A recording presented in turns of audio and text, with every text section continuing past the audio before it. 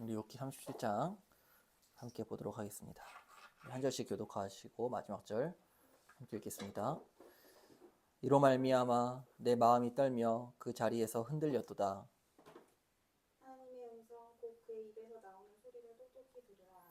그 소리를 천하에 펼치시며 번갯불을 땅 끝까지 이르게 하시고 그 후에 음성을 발하시며 그의 무한 산소리로 천둥을 치시며 그 음성이 들릴 때에 번개를 멈추게 아니하시느니라. 하나님은 놀라운 음성을 내시며 우리가 헤아릴 수 없는 큰 일을 행하시느니라. 눈을 명하여 땅에 내리라 하시며 적은 비와 큰 비를 내리게 하시느니라. 그가 모든 사람의 손에 표를 주시어 모든 사람이 그가 지으신 것을 알게 하려 하심이라. 그러나 짐승들은 산속에 들어가 그 속을 머무느니라. 폭풍우는 그 밀실에서 나오고 추위는 북풍을 타고 오느니라. 하나님의 입김이 얼음을 얼게 하고 불의 너비를 줄어들게 하느니라. 또한 그는 구름에 습기를 실으시고 그의 번개로 구름을 흩어지게 하시느니라. 그는 감싸고 주시며 그들의 할 일을 조공하시느니라. 그는 땅과 육지 표면에 있는 모든 자기를 영광하시느니라. 혹은 징계를 위하여 혹은 땅을 위하여 혹은 긍휼을 위하여 그가 이런 일을 생기게 하시느니라. 욥이여 이것을 듣고 가만히 서서 하나님의 오묘한 일을 깨달으라. 하나님이 이런 것들에게 명령하셔서 그 구름의 번개로 번쩍거리게 하시는 것을 그대가 아느냐. 그대는 겹겹이 쌓인 구름과 완전한 지식의 경이로움을 아느냐. 땅이 고요할 때에 남풍으로 말미암아 그대의 의복이 따뜻한 까닭을 그대가 아느냐. 그대는 그를 도와 구름 장들을 두들겨 넓게 만들어 녹여 부어 만든 거울같이 단단하게 할 수 있겠느냐. 우리가 그에게 할 말을 그대는 우리에게 가르치라. 우리는 아둔하여 아뢰지 못하겠노라. 내가 말하고 싶은 것을 어찌 그에게 입고할 수 있으랴. 함께 듣기를 바랄 자가 어디 있으랴. 그런즉 바람이 불어 하늘이 말끔하게 되었을 때 그 밝은 빛을 아무도 볼 수 없느니라. 그쪽에서는 하늘 같은 빛이 나오고 하나님께서는 두려운 유황이 있느니라. 전능자를 우리가 찾을 수 없나니 그는 권능이 지극히 크사 정의나 무한한 공의를 굽히지 아니하심이니라. 그러므로 사람들은 그를 경외하고 그는 스스로 지혜롭다 하는 모든 자를 무시하시느니라. 아멘. 오늘은 욥기 37장 말씀을 통하여서 함께 말씀을 살펴보도록 하겠습니다. 욥기의 주제는 왜 의로운 사람이 고난을 당하는가입니다. 욥기는 의인의 고난과 하나님의 주권이라는 질문을 다루는 시입니다. 욥은 하나님 앞에서 의로운 사람이었습니다. 그러나 욥은 원인을 알 수 없는 큰 고난을 당하였습니다. 물론 이 고난은 하나님이 허락하신 고난이긴 합니다. 의로운 욥이 고난을 당하자 욥이 당하는 고난의 원인을 알려주겠다고 욥에게 3명의 친구들이 찾아옵니다. 친구들의 이름은 엘리바스, 빌닷, 소발입니다. 이들은 공통적으로 인과응보의 신학을 말합니다. 욥이 고난을 당하는 이유는 죄의 결과라는 것입니다. 그러므로 욥은 분명히 죄를 지었을 것이다 라는 결론에 이르게 된 것이죠. 하지만 욥은 하나님 앞에서 의롭고 경건하게 살았던 사람입니다. 욥은 친구들의 인과응보의 신학으로는 사실 욥의 고난이 설명되지 않습니다. 바로 이때 젊은 엘리후가 등장합니다. 오늘 우리가 함께 읽은 욥기 37장은 엘리후가 욥과 친구들 앞에서 말하는 내용입니다. 엘리후는 하나님께서 자연을 통해 나타내시는 능력과 주권을 강조하면서 인간이 하나님의 섭리를 완전히 이해할 수 없음을 인정하라는 말씀으로 마무리합니다. 그리고 38장부터는 이제 드디어 하나님께서 직접 등장을 하십니다. 오늘은 욥기 37장 말씀입니다. 욥의 고난을 설명하기 위해 엘리후는 자연으로 욥의 시선을 향하게 합니다. 인간의 고난과 자연이 무슨 관계가 있을까요? 자연을 통치하시는 하나님의 섭리를 보면 그 신비로움 앞에 잠잠해질 것이기 때문입니다. 우리는 먼저 고난의 문제에 닥쳤을 때에 고난 자체를 바라보기보다는 자연을 통해서 자연을 다스리시는 하나님을 묵상할 필요가 있습니다. 먼저 엘리후는 하나님의 위엄이 자연 속에 드러났다라는 것을 말합니다. 엘리후는 자연 속에 드러난 하나님의 위엄 앞에서 두려워 떨었다라고 고백하는데요. 1절을 보시면 이로 말미암아 내 마음이 떨며 그 자리에서 흔들렸도다. 이어서 엘리후는 자연 만물을 통해 하나님의 음성을 들을 수 있다고 말합니다. 2절에 하나님의 음성 곧 그의 입에서 나오는 소리를 똑똑히 들으라. 엘리후는 번개와 천둥은 자연에 나타나는 하나님의 음성이라고 말합니다. 3절에서 5절을 보시면 그 소리를 천하에 펼치시며 번갯불을 땅끝까지 이르게 하시고 그 후에 음성을 발하시며 그의 위엄찬 소리로 천둥을 치시며 그 음성이 들릴 때에 번개를 멈추게 아니하시느니라. 하나님은 놀라운 음성을 내시며 우리가 헤아릴 수 없는 큰 일을 행하시느니라. 계속해서 음성이 반복됩니다. 예수 믿지 않는 세상 사람들은 자연에서 일어나는 천둥 소리, 번개 소리를 보면 그냥 별 대수롭지 않게 생각합니다. 그저 자연 현상이라고만 생각합니다. 그러나 성경은 천둥과 번개와 이 세상에 일어나는 모든 자연 현상들은 다 하나님의 음성이다라고 말합니다. 특별히 천둥 소리는 성경에서 하나님의 영광과 그의 분노를 나타내는 도구로 사용됩니다. 우리가 아무리 과학 시간에 천둥과 번개의 원리를 배운다 한들 천둥과 번개를 우리가 다 이해할 수 없고 천둥과 번개를 다스릴 수도 없는 것이 우리 연약한 인간입니다. 먹구름이 가득히 낀 날에 하늘에서 천둥이 울리고 번개가 칠 때면 얼마나 무섭습니까? 하나님의 음성은 천둥처럼 무서운 음성입니다. 하나님은 천둥과 번개를 치게도 하시며 또 멈추게도 하시는 전능하신 하나님이십니다. 우리는 자연을 보면서 하나님이 얼마나 두려운 분이신지를 느낄 수 있습니다. 엘리후는 그것을 바라고 있는 것입니다. 이어서 엘리후는 눈과 폭풍을 통해 하나님이 세상을 통치하신다고 말합니다. 6절을 보시면 눈을 명하여 땅에 내리라 하시며 적은 비와 큰 비도 내리게 명하시느니라. 지난주에도 우리가 사는 이 지역에 눈이 왔습니다. 여러분은 눈을 보면서 어떤 생각을 하시나요? 하늘에서 내리는 눈은 하나님의 명령의 결과입니다. 또 하늘에서 내리는 비도 하나님의 명령의 결과입니다.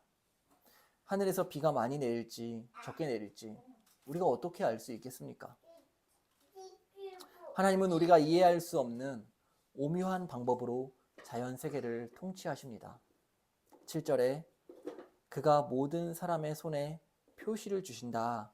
이 말씀은 사람들이 이를 멈추게 한다라는 뜻입니다. 강한 눈이 내리고 강한 비가 내리고 그러면 사람들은 아무 일도 할 수 없습니다. 이를 통해 하나님은 모든 사람들의 손에 표시를 주십니다. 어떤 표시입니까? 그 일을 멈추게 하심으로써 이 세상의 역사와 모든 자연 만물과 우리의 인생까지 주관해 가시는 분은 바로 하나님이시다라는 것을 알리시는 것입니다. 이것이 바로 자연 만물을 통해 우리 인간들에게 주시는 하나님의 표시입니다. 동시에 하나님은 짐승들을 무서운 눈과 비로부터 보호하십니다. 8절에 그러나 짐승들은 땅 속에 들어가 그 처소에 머무느니라. 엘리후는 계속해서 하나님이 자연 세계를 다스림을 말합니다. 9절에 폭풍우는 그 밀실에서 나오고 추위는 북풍을 타고 오느니라. 폭풍우도 하나님이 보내시는 것이고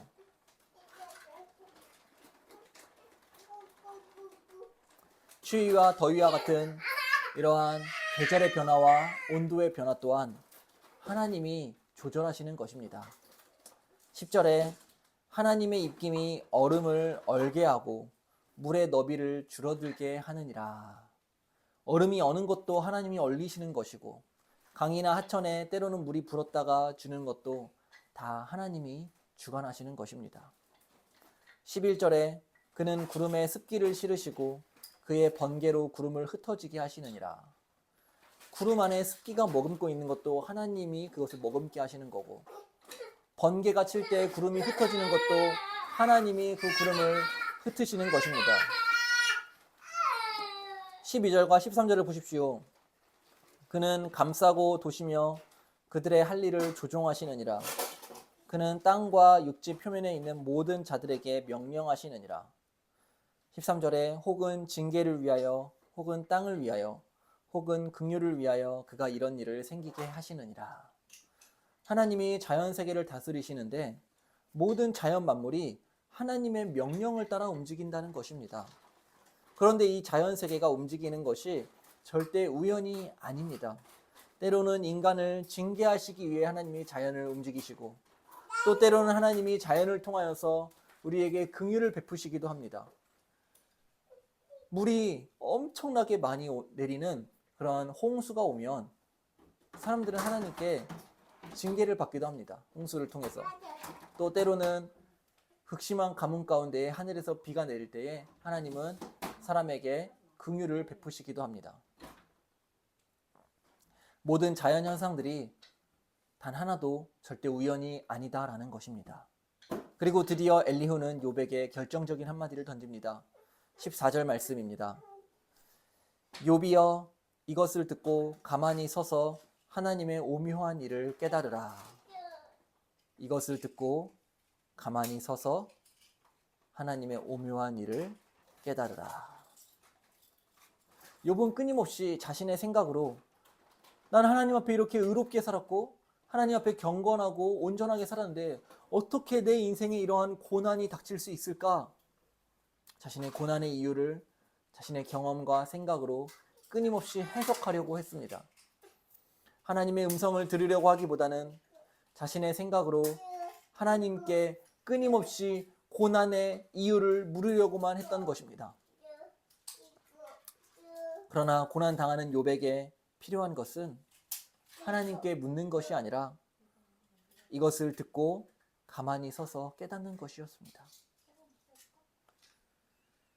때로는 우리가 고난 앞에 해석되지 않는 일들이 많이 있습니다. 그럴 때 그것을 해석하려고 하기보다는 때로는 가만히 서 있을 필요가 있습니다. 그리고 하나님의 말씀을 듣고 우리는 조용히 깨달아야 할 때가 있습니다. 그리고 엘리후는 15절부터 20절까지 앞에서 설명한 이 자연세계를 하나님이 어떻게 다스리시는지 욥이여 너가 아느냐라고 묻습니다. 하나님이 번개를 번쩍거리시는 것을 너가 아느냐? 구름이 하늘에 떠다니는 것을 너가 아느냐? 따뜻한 남풍이 불어서 욥을 따뜻하게 해주는 것을 욥은 자연세계에서 누리는 것 중에 단 하나라도 제대로 이해하고 해석할 수 없었던 것입니다. 그런데 하물며 자신에게 당하는 이러한 오묘한 고난을 어찌 다 이해할 수 있느냐고 엘리후가 반문합니다. 욥은 자신이 살아가고 있는 이 세상을 다 이해할 수 없는데도 불구하고 자신의 고난을 감히 이해할 수 없다라고는 반론을 엘리후가 펼친 것입니다. 우리는 욥과 같이 우리의 인생에서 일어나는 모든 일들을 다 이해하려고 합니다. 이해하고 싶지요. 그리고 내 인생은 내가 이해할 수 있는 일들만 일어나야 한다라고 우리는 생각합니다. 그리고 내 인생에서 일어나는 일들을 우리의 어리석고 짧은 경험과 지식으로 다 해석하고 내 인생에 일어나는 모든 고난을 내 통제 안에 두려고 하는 것이지요. 그러나 여러분, 이것이 바로 욥의 어리석음이었고 욥의 오류였습니다. 또한 욥의 친구들의 어리석음이었습니다. 욥의 친구들은 욥이 고난 당하는 이유가 욥의 죄 때문이라고 해석하였고 욥은 자신이 하나님 앞에서 의롭고 경건하게 살았는데 이런 고난을 당하는 것이 말이 안 된다라고 판단했던 것입니다. 우리가 자연세계에서 일어나는 일들을 단 하나라도 제대로 이해하고 해석할 수 없는데 하물며 하나님의 형상으로 창조받은 이 우리의 인간의 이 오묘한 이 인생에서 발생하는 모든 일들을 우리가 감히 이해할 수 없습니다. 엘리후가 욥에게 하는 말은 우리가 새겨 드려야 할 말씀입니다. 14절에 욥이여 이것을 듣고 가만히 서서 하나님의 오묘한 일을 깨달으라. 우리는 내가 말하기보다는 내가 스스로 해석하려기보다는 하나님의 말씀을 귀 기울여 듣는 것이 정말 중요합니다. 때로는 우리가 정신없이 일을 하면서 바쁘게 살기보다는 가만히 서서 하나님을 바라보아야 할 때가 있다라는 것입니다. 말씀을 맺겠습니다. 오늘 말씀의 결론은 24절입니다. 24절을 보시면 이렇게 말합니다. 그러므로 사람들은 그를 경외하고 그는 스스로 지혜롭다 하는 모든 자를 무시하느니라. 그러므로 사람들은 그를 경외하고 그는 스스로 지혜롭다 하는 모든 자를 무시하느니라. 우리의 인생이 다 이해되지 않을 때 그것을 억지로 이해하려기보다 하나님을 경외해야 합니다. 이것이 결론입니다. 하나님은 겸손한 자를, 하나님을 경외하는 자를 하나님은 사랑하십니다. 지금 이란과 미국이 전쟁을 하고 있고 이란과의 전쟁이 끝나면 그 다음은 북한의 김정은이라는 예측도 많이 있습니다. 더욱이 지금 대한민국은 부정선거 문제로 치열한 몸살을 앓고 있고 기름값은 폭등하고 대한민국의 주식시장은 폭락과 폭등을 반복하면서 많은 국민들이 이러한 불확실성 속에서 두려워 떨고 있습니다.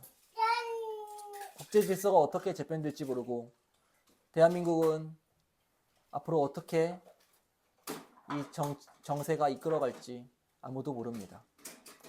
우리 가정은 어떻게 될지 모르는 불확실성 가운데 우리는 이러한 때에 어떻게 해야 할까요? 모든 것을 해석하려고 하기보다는 하나님을 경외하고 잠잠해야 할 것입니다. 하나님께서 하늘과 땅과 바다와 모든 자연세계를 다스리듯이 역사 또한 주관하고 계심을 잊지 마시기 바랍니다. 여러분이 당하는 고난은 무엇입니까?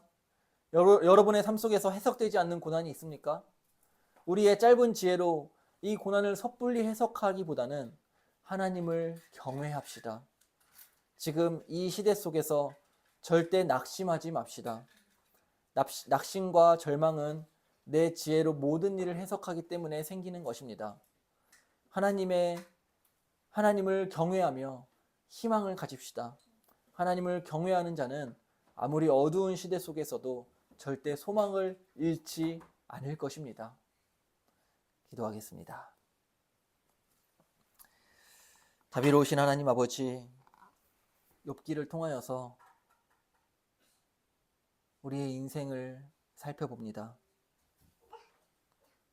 이 세상에서 일어나는 모든 자연 만물의 일들도 우리가 다 이해할 수 없는데 우리의 인생을 내 생각대로, 내 뜻대로 판단하고 해석하고 계획하려고 하였던 우리의 교만함을 용서하여 주시옵소서. 하나님 아버지, 우리의 인생에 일어나는 모든 일 앞에서 잠잠하여 하나님을 경외하는 믿음을 우리에게 주시기를 바라옵나이다. 하나님은 언제나 선하시고 우리를 사랑하시며 지금 현재는 우리가 고난을 당할지라도 궁극적으로 하나님 우리를 절대 망하지 않게 하시고 반드시 구원하시는 소망의 하나님이심을 믿으며 살게 하여 주시옵소서. 하나님을 경외하게 하여 주시옵소서. 우리의 인생에 일어나는 일들 앞에서 두려워하지 않게 하시고 오직 하나님 한 분만을 두려워하는 믿음의 우리 거듭난 교회 되게 하여 주시옵소서. 이번 새로운 한 주가 시작됩니다. 매일매일 하나님을 경외함으로 하나님 앞에서 호람대오의 믿음으로 살게 하여 주시옵소서. 한 주간 승리하며 살게 하여 주시고 우리 거듭난 교회 귀한 성도님들 한 분 한 분을 붙들어 주셔서 성령으로 충만케 하시고 말씀으로 충만케 하여 주시고 하나님과 동행하는 한 주 살게 하여 주시옵소서. 승리하는 인생 되게 하여 주시옵소서. 예수님의 이름으로 기도합니다. 아멘. 하늘에 계신 우리 아버지여, 이름이 거룩히 여김을 받으시오며 나라가 임하시오며 뜻이 하늘에서 이루어진 것 같이 땅에서도 이루어지이다. 오늘 우리에게 일용할 양식을 주시옵고 우리가 우리에게 죄 지은 자를 사하여 준 것 같이 우리의 죄를 사하여 주시옵고 우리를 시험에 들게 하지 마시옵고 다만 악에서 구하시옵소서. 나라와 권세와 영광이 아버지께 영원히 있사옵나이다. 아멘. 네, 한 주간 승리하는 하루 한 주 되시길 바랍니다. 감사합니다.